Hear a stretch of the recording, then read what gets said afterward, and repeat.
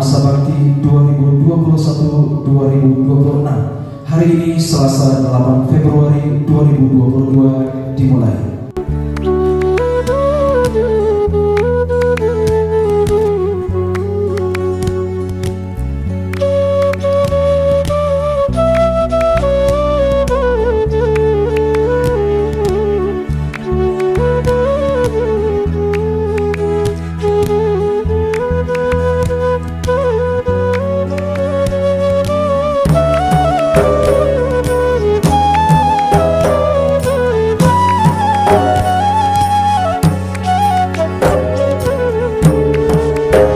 Kita mengucapkan selamat atas pelantikan pengurus DPD IPK Aceh Tengah untuk periode 2021-2026 yang baru saja kita ikuti bersama.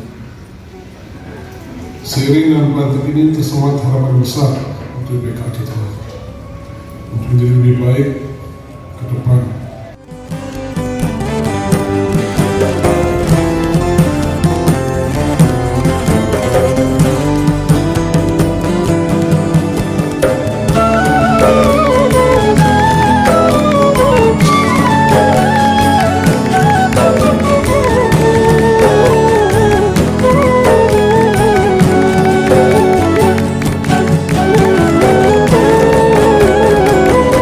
IPK